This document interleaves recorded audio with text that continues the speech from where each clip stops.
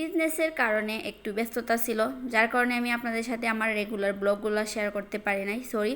তো এখন থেকে আপনারা প্রতিদিন 2-3টা করে ব্লগ ভিডিও বা রিলসগুলো পাবেন। ইদানিং এত বেশি ব্যস্ত ছিলাম যে আমরা মাসের প্রথম দিকে যেহেতু বাজারটা করি, তো ইদানিং বাজার করা হয়েছিল না।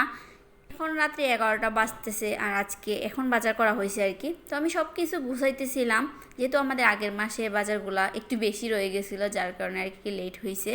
এখানে ডিম আনা হয়েছিল, ডিমটা আমি অল্পতে আনাইছি কারণ আমার বাসায় একটা সমস্যা হয়েছে, আমার মেয়ে ফ্রিজ খুলে নেয় এবং ডিমগুলো নিয়ে ভেঙে ফেলে, যার কারণে বলছিলাম অল্প করে আনার জন্য, যেন আমি এই বক্সে রেখে দিতে পারি আর কি। তো আমি বক্সে রেখে দিলাম। আমার ফ্রিজটা মানে একদমই খালি হয়ে গেছে, কোনো কিছুই নাই। আপনারা এগুলো যেটা দেখতেছেন আর কি, অনেক কিছু আছে না আমরা স্টকে রাখি, ওইগুলো আর কি, মাছ মাংস কোনো কিছুই ছিল না। তারপর আমি ঘাটাঘাটি করে মানে খুঁজতেছিলাম কোনো কিছু যদি থাকে আর কি, ওইটা আমি এখন রান্না করব। তো মানে এগুলো গোছাতে গোছাতে কিন্তু 12টা বাজে গেছিলো।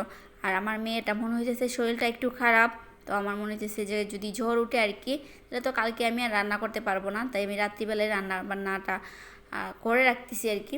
তো আদিলকে পড়তে বসাইছিলাম, যেহেতু অনেক লেট করে পড়তে বসে আর কি। তো যেহেতু আমার কাছেই বসে আছে, ভাবছি যে তুমি আমার কাছে যেহেতু বসে আছো পড়তে বসো, সে আমাকে ডিস্টার্ব করতেছে। তো তারপর বললাম যাও ঠিক আছে, তাহলে তুমি ঘুমাও গিয়ে, কিন্তু তার নাকি ঘুম আসতেছিল না।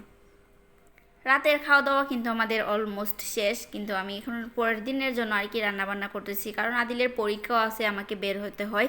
তো দেখা যায় দুপুরবেলা রান্নাবান্নাটা সমস্যা হয়ে যায়, আর যেহেতু আমার মেয়ে অসুস্থ। তো আজকে আমি অনেক বেশি করে ঢেঁড়স ভাজি করতেছি, কারণ হাফ কেজি আনা হয়েছে, আমি এটা 2 দিনে করি। তো আমার মেয়ে যেহেতু অসুস্থ, আমার মনে হইতেছে যে না, তাই অনেক বেশি ডিস্টার্ব করবে, তো আমি না হয় একটু বেশি করে রাখি, পরে যদি আবার রান্না না করতে পারি আর কি। আর মাছ ভাজি করে আমি এখানে মূলা রান্না করতেছিলাম, যদিও আমার মূলাটা একদমই পছন্দ না, কিন্তু আমাদের পরিবারের কোনো একজন আছেন যে অনেক বেশি পছন্দ করেন, তার জন্যই রান্না করা। তো আজকে ভাবছি যে একটু অন্যরকমভাবে রান্না করি।